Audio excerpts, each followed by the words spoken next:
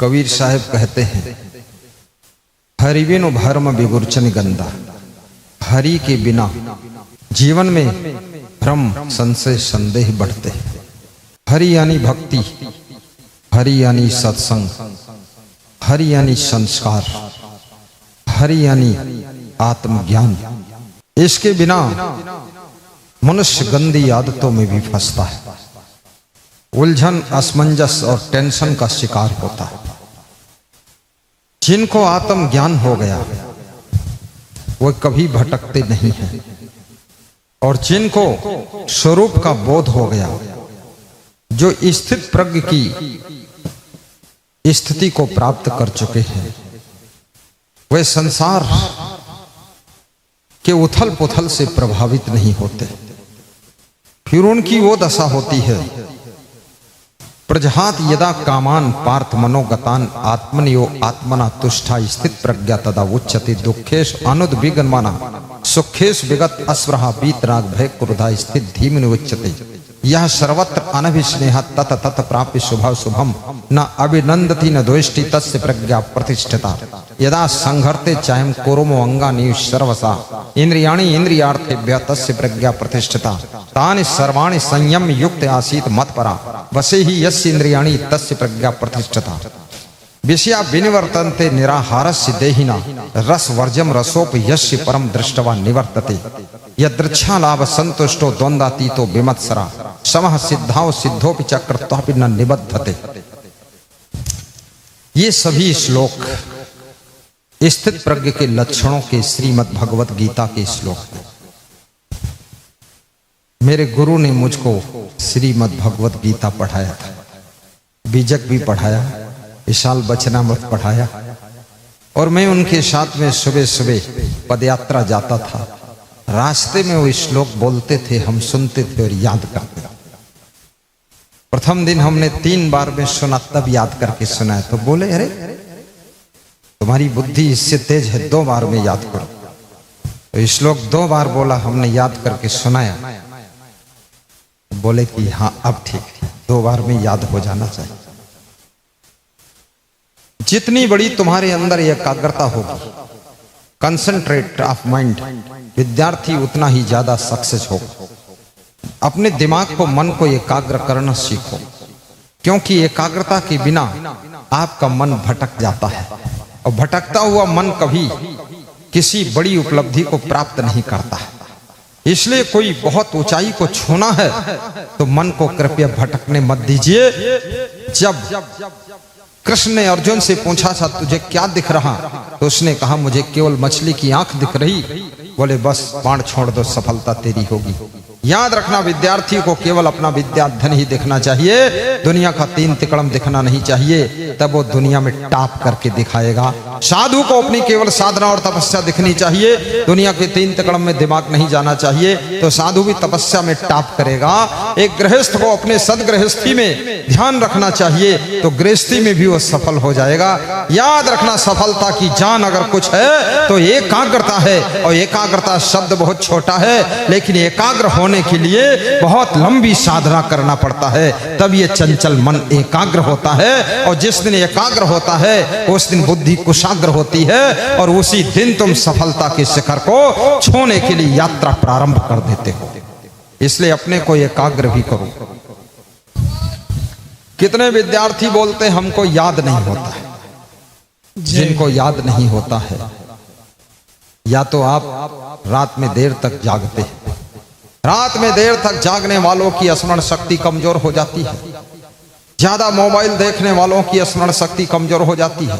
अधिक भोजन खाने वालों की स्मरण शक्ति कमजोर हो जाती है, और बैठे रहने वालों की स्मरण शक्ति कमजोर हो जाती है। शरीर को व्यायाम चाहिए। जब व्यायाम करोगे तो नस नाड़ियों में खून दौड़ेगा, तो माइंड में भी खून पर्याप्त पहुंचेगा, स्मरण शक्ति बढ़ेगी। और ज्यादा खा लोगे तो भी मेमोरी कमजोर हो जाएगी। कम भोजन करो, और गुम सुम बैठने से स्मरण शक्ति कमजोर हो जाती है। टेंशन और दुख में रहने से स्मरण शक्ति कमजोर हो जाती है। इसलिए हंसना भी चाहिए, और टेंशन से मुक्त होकर रहना चाहिए। जिंदगी में अच्छे कर्म करोगे तो हंसते रहोगे, और गलतियां बहुत करोगे तो फिर दुखी रहोगे, चिंतित रहोगे।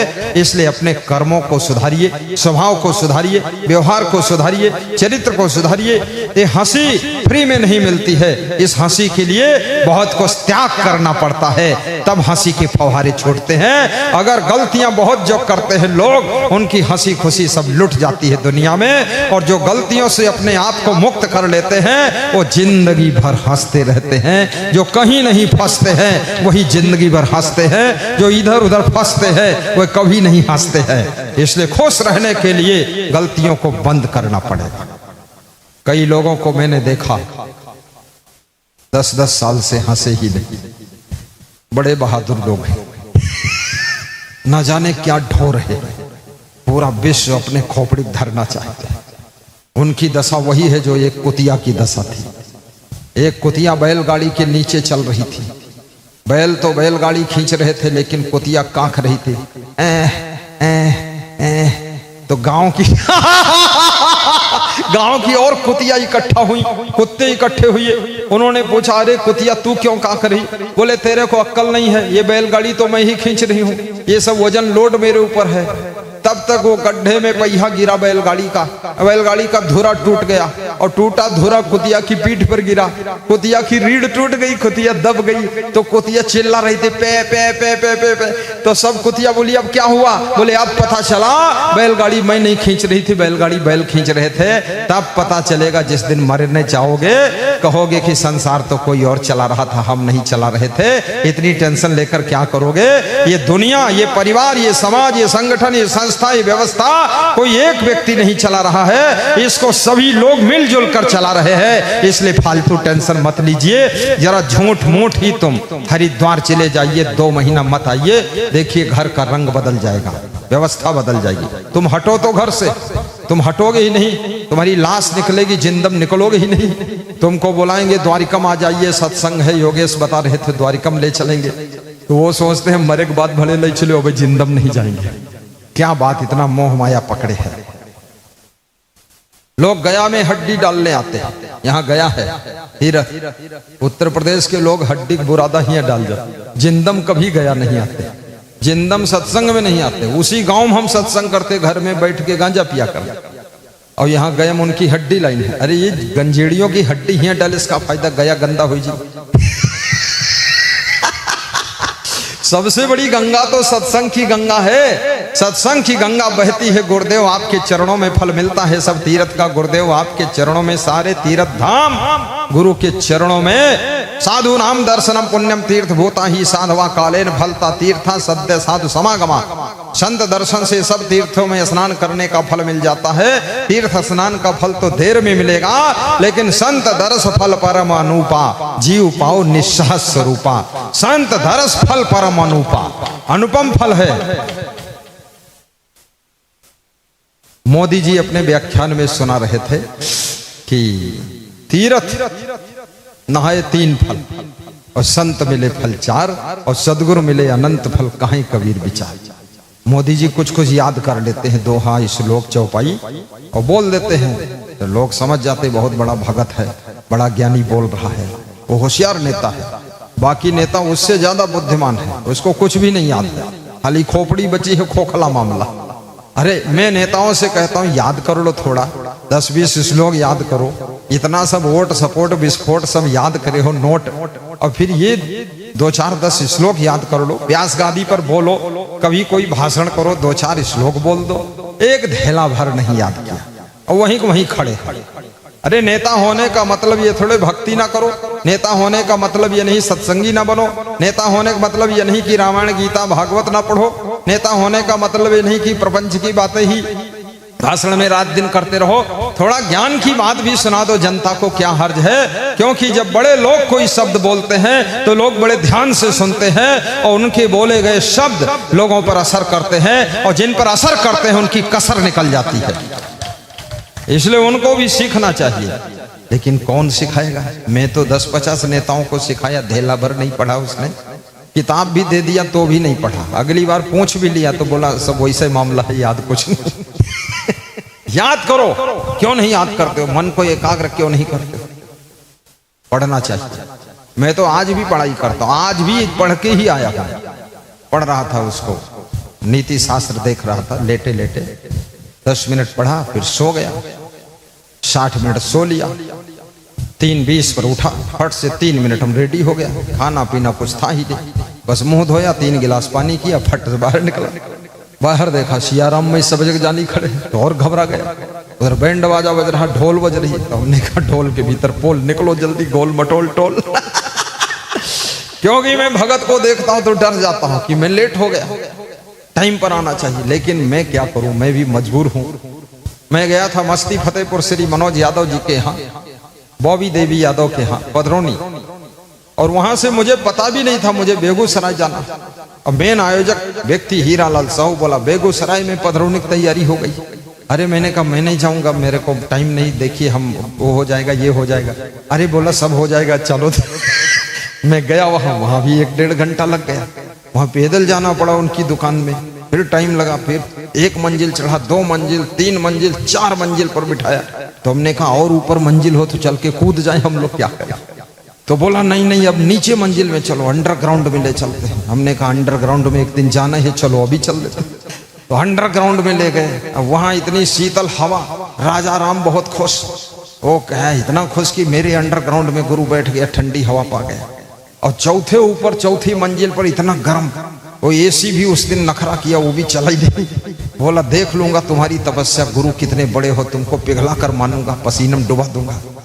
नीचे ठंडा ठंडा मौसम, बड़ा अच्छा दुकान है, बहुत बड़ी दुकान है, सिटी फैशन। एक बार जो घुस जाए पूरा तृप्त होकर ही निकलेगा।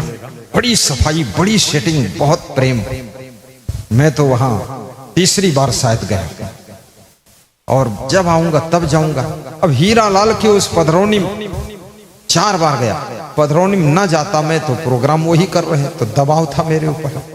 ऐसे किसी और का होता तब तो नहीं जाते, लेकिन अब न जाऊं तो क्या करूं। फिर उन्हीं के यहाँ रहना है, उन्हीं का खाना है, तो उन्हीं गाना है, उन्हीं बजाना है, उन्हीं जाना है। चलो जो हो जाए। वहां से लौट कर 2 बजे आए। 2 बजे फिर भोजन किया, भोजन करके थोड़ा आराम किया। अब उधर ज्यों ही लेटे वो बज गया बैंड बाजा, अंग्रेजी बाजा। हमने कहा हिंदी में बजता तो भी ठीक था, अंग्रेजी में बज रहा। तो हमने संत को दौड़ाया। हमने कहा ए संत द्वारपाल, दौड़ जल्दी बंद कर, 3:20 से पहले न ढोल बजेगी, न घंटी बजेगी, न बैंड बाजा बजेगा, सब बंद रहेगा। तो ये दौड़ा संत हमारा एक रहता साथ में, ये तुरंत बंद करवाया। बोला 3:20 से पहले कोई नहीं, टाइम सेट है। और ज्यों ही 3:20 हुआ तुरंत। मैं बहुत फास्ट सोता हूँ और फास्ट जागता हूँ, और फास्ट काम मेरा है। और मैं आपसे भी कहूंगा सोने में भी होशियार बनो, घंटों करवट मत लेते रहो, फट दे सो जाओ। और जागने में भी होशियार बनो, ये नहीं 2-4 लोग धक्का मारते रहे तब जागो। कितने लोगों को तो सवेरे सवेरे मारपीट होती तब जागते। एक सेठ बहुत पूजा पाठ करता था, लेकिन सुबह जागता नहीं था। तो उसकी पत्नी बोलती थी तुम्हें माता चपिता तुम्हें बोलता रहता है, उठता क्यों नहीं। बोली जागने के बारे में बात मत कर, तुम जगा दिया करो। तो पत्नी जगाने गई तो उसको लात मार दिया। दूसरे दिन पत्नी बोली मैं जगाने गई तुमने लात मार दिया, मैं जिंदगी में नहीं जगाऊंगी, चाहे दिन भर सो। कोई नौकर रख लो जगाने के लिए। एक नौकर रख लिया जगाने के लिए, ये नौकर जगाएगा। उसको बोला कि तेरे को ड्यूटी यही है, सवेरे 5 बजे ब्रह्म मुहूर्त में जगा दे, और तेरे को 10,000 महीना दूंगा, और रोज जगा दे। नौकर गया जगाने। ज्यों ही चादर खींचा, हिलाया, नौकर के 2 लातें मारा। नौकर दूर गिरा जाकर। बोला यार ये तो कठिन काम है, वेतन तो है लेकिन लात कौन खाएगा। नौकर जाकर सो गया। वो मालिक सेठ उठा 9 बजे उठा, और नौकर को 2 लात फिर मारा कि तूने जगाया क्यों नहीं, तू भी सोता है। अरे बोले मैं आपकी टेंशन में 3 बजे से जाग रहा था कि भाई 5 बजे तो जगा दूं, और मैं जगाने गया तूने 2 लात मारा। बोले कितनी लात मारूं, खींच के घसीट के जगा ही दे। बोले ठीक है अब अगले दिन आने दो। अगले दिन सवेरा हुआ, 5 बजे नौकर पहुंचा, तो सेठ ने फिर लात मारा। जब उसने चादर खींचा तो नौकर सिर की तरफ गया, और फिर चादर उधर से खींच दिया, तो उसने मुक्का मारा। तो नौकर ने भी 2 मुक्का मारा। तो सेठ उठकर खड़ा हुआ। सेठ खड़ा हुआ, सेठ ने 10-20 मुक्का नौकर के मारे। तो नौकर को गुस्सा आ गई, बोले अब जो होगा सो होगा। उठाकर पटक दिया, सेठ को खूब मारा। तो सेठ ने उसको पटक दिया, खूब मारा। नौकर कमजोर था, सेठ माल पानी खाया हुआ था। नौकर नीचे पड़ा, नौकर चिल्लाए, अरे सेठानी हमको छुड़ाओ। सेठानी बोली मैं नहीं आऊंगा, मैं तो बहुत बार मार खा चुकी हूं। बहुत मारपीट हुई, नौकर मुश्किल से छुड़ा कर भागा जोर से। सेठ बोला वेतन तो ले जा, बोले अब नहीं। सेठानी ने कहा ये हालम है, कौन जगाएगा? स्वयं जागिए। Self discipline, self reverence, self control, self knowledge, self depend life. अपने आप जागना सीखो, फटाफट सोना सीखो, फटाफट काम करना सीखो, माँ बाप को हल्का करना सीखो, उनकी तमन्नाओं को पूर्ण करना सीखो। और याद रखना, मनमानी करके इधर उधर भटक करके जिंदगी को बर्बाद करना मत सीखो। बार बार अगर माँ बाप समझाते हैं तो उनसे कहो एक बार और समझाइए। बार बार समझाने से हो सकता है तुम्हारी सोई बुद्धि जाग जाए, तुम उस काम को कर सकोगे जिसका काम कोई तुम्हारे कुल परिवार में नहीं किया है, उस ऊंचाई को छुओगे। इसलिए उनके समझाने वालों के चरण छुओ, आशीर्वाद लो और बार बार समझो। तुलसीदास कितना बड़ा संत हुआ, कितना बड़ा महाकवि तुलसीदास हुआ। कैसे हुआ? एक तो रत्नावली ने समझाया, डांटा तो नाराज नहीं हुआ, बात को मान लिया। रत्नावली ने कहा अस्त चरम मम देह में तामे ऐसी प्रीत, तैसी जो श्री राम में होत नहीं भवभीत। ये हड्डी मांस के पुतले में इतना मोह करते हो, इतना मोह और प्रेम अगर भगवान से करते तुम्हारी मुक्ति हो जाती। हमारे लफड़े में क्यों फंसे हुए हो? ये शरीर बूढ़ा हो जाएगा, मर जाएगा, इसके मोह में मत रहो, भगवान से प्रेम करो। तुलसीदास के समझ में आ गया, भक्ति के मार्ग पर चल पड़े। गुरु नरहर दास मिले, गुरु ने समझाया।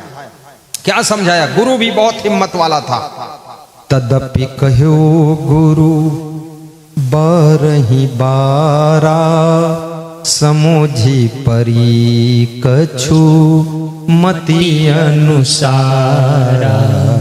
तदपि कहो। तुलसीदास महाकवि महाबुद्धिमान व्यक्ति गुरु के बार बार समझाने से नाराज नहीं होता है और प्रेम से सुनता है और समझता है। और ये भी कहता है जो भी कुछ समझ में आया उसको मैंने रामायण लिख दिया।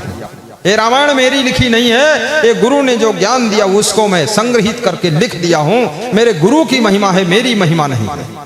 गुरु को महत्व अपना दे दिया। तदपि कहे वो गुरु बारही बारा, समझी परी कछु मति अनुसारा। भाषा बद्ध करब मई सोई। भाषाबद्ध कर दिया मैंने, रामायण रच दिया, लेकिन ये गुरु कृपा से हुई। हमारे गुरु के गुरु विशाल देव थे।